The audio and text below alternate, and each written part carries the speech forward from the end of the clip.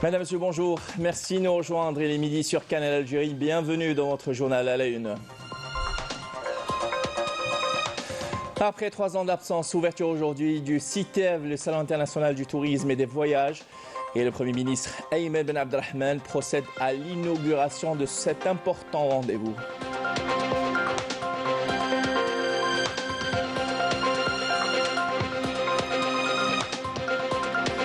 Considérée comme l'une des célèbres structures hôtelières et plaque tournante du tourisme dans le pays, nous y rendons ce midi au centre de thalassothérapie de Sidi Fredj, un véritable oasis de sérénité au bord de la mer Méditerranée qui est devenue une destination incontournable pour se refaire une santé.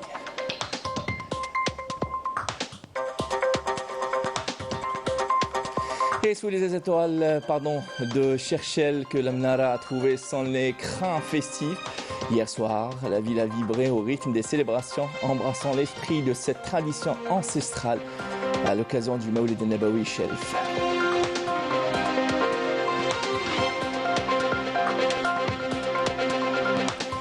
Et depuis samedi dernier, BJS célèbre le 7e art où la Cinémathèque propose chaque jour des courts-métrages ainsi que des documentaires dans le cadre de cette nouvelle édition des RCB qui touche à sa fin aujourd'hui.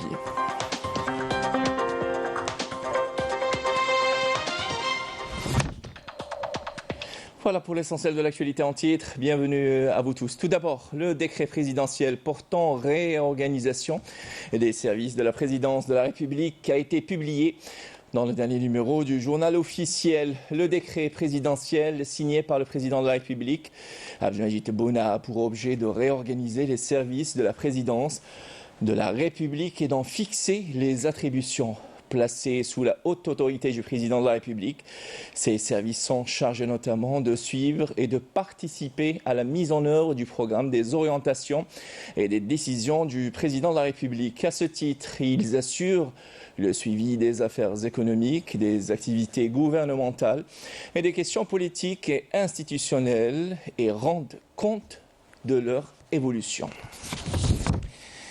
Et je le disais en début de cette édition, célébrant la Journée internationale du tourisme, le Premier ministre Ayman Ben Abdelrahman a procédé au Palais des Expositions des Pins Maritimes à Alger à l'ouverture de la 22e édition du Salon international du tourisme et des voyages CITEV de retour après 3 ans d'absence, avec la participation de 250 exposants dont 30 étrangers et la présence de nombreuses associations dans le domaine, des offices de tourisme, des créateurs de contenu et chefs de start-up. L'événement est l'une des manifestations phares en Algérie qui constitue une opportunité à saisir pour faire la promotion de la destination Algérie, d'autant qu'elle coïncide avec cette année, avec le début de la saison du tourisme saharien. Et justement, et pour plus de détails, s'agissant de cette 22e édition du CITEV, nous avons en direct avec nous, et depuis le Palais des Expositions des Pins Maritimes à Alger, Saïda Mayouf. Saïda, bonjour. Quelles sont les nouveautés ou quelle est la particularité de cette 22e édition du CITEV, Saïda? Oui, effectivement, donc le CITEV, le Salon international du tourisme et des voyages, dans sa 22e édition, ouvre grande ses portes aujourd'hui à tous les acteurs et professionnels du tourisme, mais également à tous les visiteurs curieux de connaître davantage sur le produit touristique. Ce qu'il faut savoir, c'est que le CITEV intervient à la veille de l'ouverture du tourisme saharien avec une trentaine de participations étrangères et 300 parmi les nationaux.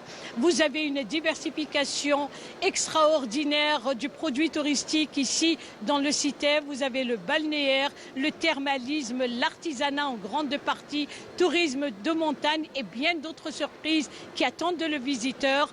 Et comment peut-il en être autrement, or que le tourisme actuellement constitue un défi majeur à relever afin de booster la destination Algérie et asseoir une véritable industrie du tourisme. Et c'est le cas de le dire. Merci beaucoup, Saïda Mayouf. Je rappelle que vous étiez en direct avec nous à l'occasion de l'ouverture ou l'inauguration de la 22e édition du CITEV. au salon des expositions, plutôt au palais des expositions Pain-Maritime à Alger. Et journée mondiale du tourisme ce 27 septembre, elle intervient la veille de l'ouverture de l'une des plus importantes manifestations dans le domaine. Il s'agit là du CITEV, j'en parlais à l'instant, qui est revenu aujourd'hui après une longue absence, 3 ans très exactement, dans sa 22e édition au Palais des Expositions, où 300 exposants, dont 30 étrangers, y exposent. Hier, les préparatifs battaient leur plein au pavillon central de la SAFEX. Reportage dans ce sens, Amélie Sélédère.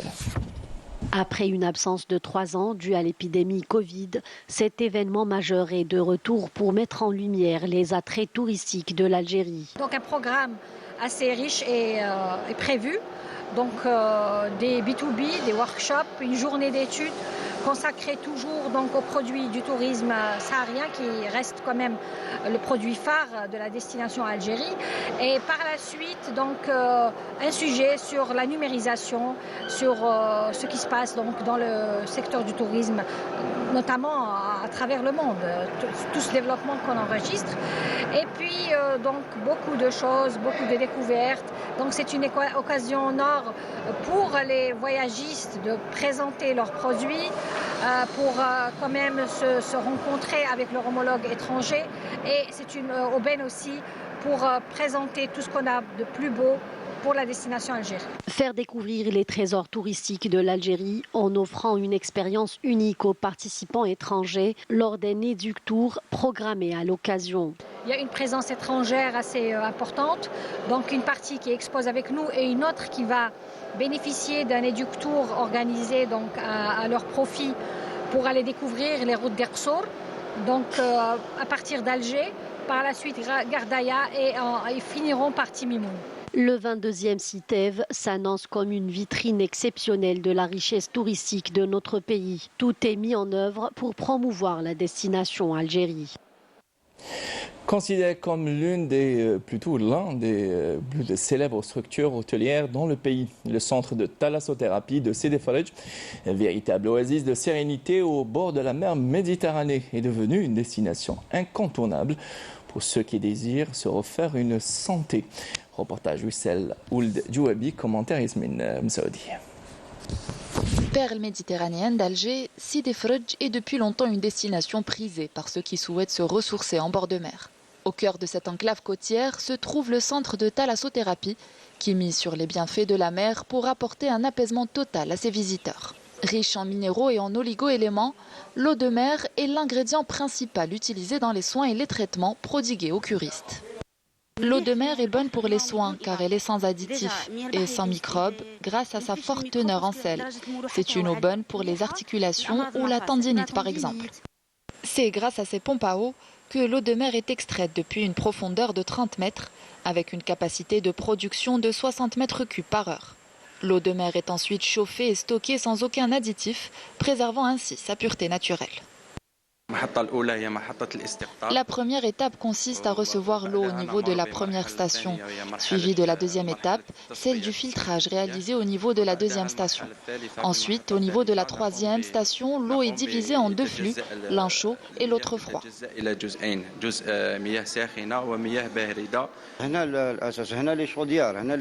Ici se trouvent les chaudières. Nous nous chargeons de réchauffer l'eau et de l'envoyer à l'étage des soins. À l'instar de Youssef El Akhdar, ce sont des centaines de curistes qui viennent bénéficier d'une variété de soins, allant de massages relaxants à des bains hydromassants en passant par la rééducation. C'est un endroit très apaisant et relaxant. Nous avons bénéficié de soins et de massages. Nous sommes venus d'Oran, nous sommes très satisfaites. Les thérapeutes combinent l'eau de mer avec des techniques de bien-être de pointe pour offrir des soins personnalisés aux curistes qui viennent ici pour se refaire une santé. Par ailleurs, le ministre des Affaires religieuses et de Waqf Youssef Belmehdi a présidé hier soir à Béchar et la cérémonie officielle de célébration du Mawlid al-Nabawi Sharif à la mosquée Imam Nafi' ibn Abdelrahman. Et à cette occasion, l'imam de la mosquée a mis en exergue l'importance de cet événement religieux et les bienfaits spirituels de la célébration de sa naissance qui constitue un attachement des fidèles à son message et la religion musulmane. La célébration officielle de cette fête religieuse a été aussi marquée par une cérémonie de remise de prix symbolique à une quinzaine de lauréats des concours de récitants du Saint-Coran et des apprenants des hadiths. Et toujours avec les célébrations de la naissance du prophète Mohammed et sous les étoiles de Cherchel que la Mnara a trouvé son écrin festif. Hier soir, la ville a vibré au rythme des célébrations embrassant l'esprit de cette tradition ancestrale à l'occasion du Mawlid al-Nabawi, unissant les cœurs dans la joie et dans une atmosphère enchantée. Rina Al-Warali et les détails.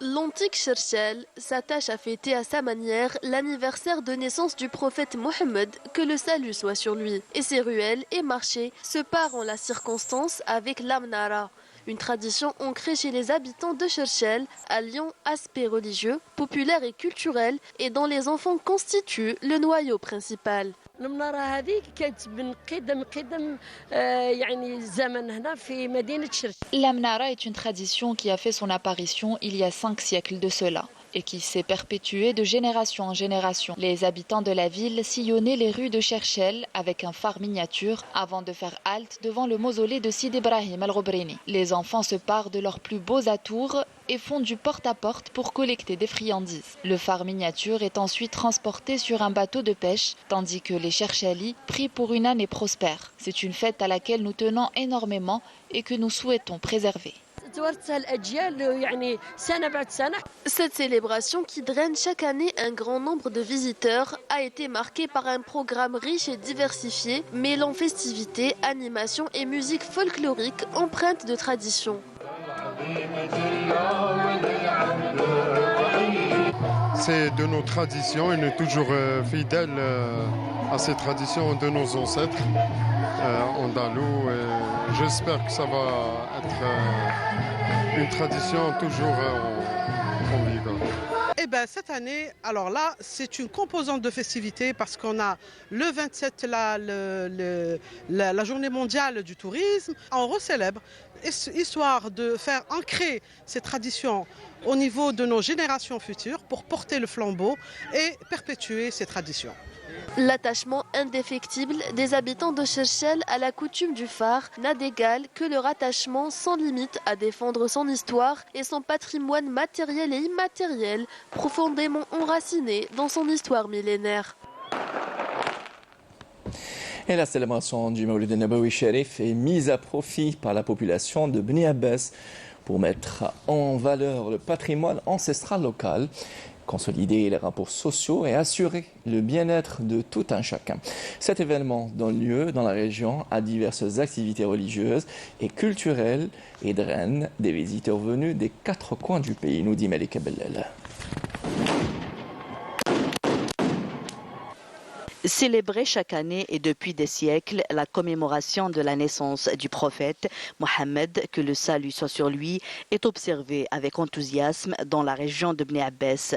Des milliers de personnes prennent part à cette célébration devenue l'une des fêtes religieuses les plus attendues par les populations de la Saoura et des autres régions du pays. La célébration du Mawlid al-Nabawi est très importante pour les musulmans du monde entier.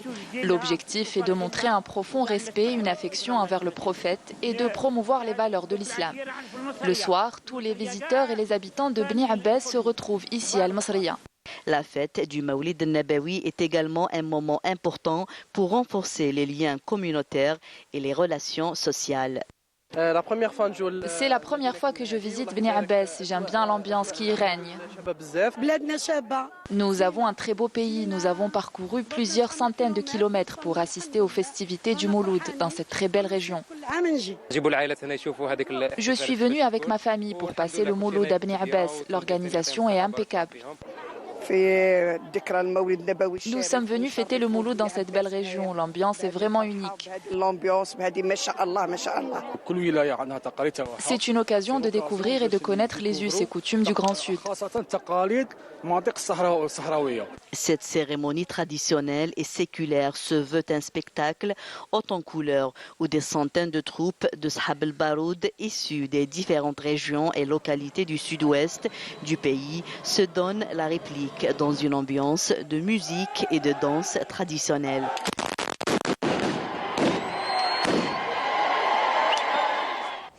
Et dans l'actualité internationale et dans le cadre de l'exercice du droit de réponse, le représentant permanent de l'Algérie auprès des Nations Unies à New York, l'ambassadeur Ammar Benjuma a réagi à argument à l'appui aux allégations marocaines fallacieuses proférées dans le discours du représentant permanent du Royaume du Maroc au débat général de la 78e session de l'Assemblée générale de l'ONU. Benjuma a rappelé à l'Assemblée générale que la question du Sahara occidental est traitée par l'ONU comme une question de décolonisation et qu'elle le restera jusqu'à la mise en œuvre complète de la résolution 1514. L'ambassadeur n'a pas manqué de rappeler la position exprimée par le président de la République qui a clamé encore une fois du haut de la tribune de l'Assemblée générale le soutien sans faille de l'Algérie aux peuples qui vivent encore sous domination étrangère et que le soutien à la quête de libération des peuples sous occupation tire son origine et sa raison d'être dans notre histoire et dans notre lutte de libération nationale. Et en Palestine occupée, des dizaines de colons ont pris d'assaut hier l'esplanade de la mosquée d'Al-Aqsa. Les colons sionistes se sont introduits par groupes successifs dans la mosquée du côté de la porte des Maghrébins et ont mené des marches provocatrices dans ces esplanades et reçu des explications sur le prétendu temple et effectué des rituels talmudiques avant de quitter les lieux du côté de Bab al-Selsila. L'invasion de la mosquée d'Al-Aqsa par des extrémistes sionistes est devenue récurrente et ces mêmes colons y viennent souvent pour profaner l'enceinte de la mosquée et improviser sur place des rituels talmudiques et autres. Retour chez nous. Et depuis samedi dernier, Béjaïa célèbre le 7e art à la salle de la Cinémathèque qui propose chaque jour des courts-métrages ainsi que des documentaires dans le cadre de cette nouvelle édition des RCB qui touche à sa fin aujourd'hui, nous dit depuis Gaïd Emel Nebech. Une 18e édition marquée par la présence d'un large public et l'accueil chaleureux ainsi que la générosité des habitants de la ville de Béjaïa. Je suis pharmacien, donc dans le domaine pharmaceutique. Pour être franc, j'ai pris une semaine de congé, justement, pour assister à la semaine cinématographique de Béjaïa. C'est avec plaisir que j'assiste au retour. Est-ce que ça m'a plu? C'est génial. C'est une semaine incroyable, le public est présent à toutes les séances. Je pense qu'en fait, avec notre programmation, on a voulu vraiment faire quelque chose en direction du public pour lui permettre de renouer en leur montrant des films populaires, des films ancrés en Algérie et plus particulièrement certains films tournés dans la région. L'idée de ces rencontres, c'est aussi de créer des vocations et de permettre à de jeunes Algériens qui viennent voir ces films de rêver et de pourquoi pas s'imaginer réaliser eux-mêmes des films prochainement. Une édition qui a proposé des films, des débats, des masterclass pour que ces journées soient une double occasion. Découvrir des nouveautés, mais également disposer de formations pour les passionnés de cinéma. Le réalisateur Karim Aynous, venu spécialement du Brésil, en témoigne. Ce qui est très bien par rapport à ce festival, c'est que oui, il a les films, le choix du film, le choix des films, mais c'est aussi une ambiance qui est assez intime, qui permet qu'on puisse d'une façon très informelle partager des expériences, qu'on puisse nous écouter, qu'on puisse vraiment aussi former un public, parce qu'on n'existe pas sans un public. Et je trouve que c'est un festival qui a une échelle qui est vraiment spéciale. Une semaine riche en connaissances, en débats, en émotion, en culture, seul le cinéma en a la recette. Moi, je trouve que c'est vraiment incroyable de pouvoir partager un film avec un public. Si on pense que il y a 2 ans, on ne savait même pas s'il y aurait du cinéma. Avec les Covid, avec ce qui s'est passé dans le monde, c'était vraiment un moment catastrophique. Et là, hier soir, par exemple, quand j'étais dans la salle et je vis la salle qui était pleine et que j'étais en train de parler avec le public, ça vraiment donne de la foi dans la vie, quoi. Même si les rencontres cinématographiques sont un événement annuel, mais la Cinémathèque de Béjaïa, à l'instar de tout le réseau des salles algériennes, vous invite à franchir leurs portes pour que le cinéma vive. Voilà, avec le 7e art, nous arrivons à la fin de cette édition préparée par Kalema Ifa et Bouchra Bolé, réalisée par Moukhes Lalmi. Tout de suite, les nouvelles du ciel signées Mila Abed et l'information revient ce soir à 19h. Bon appétit si vous êtes à table. Au revoir.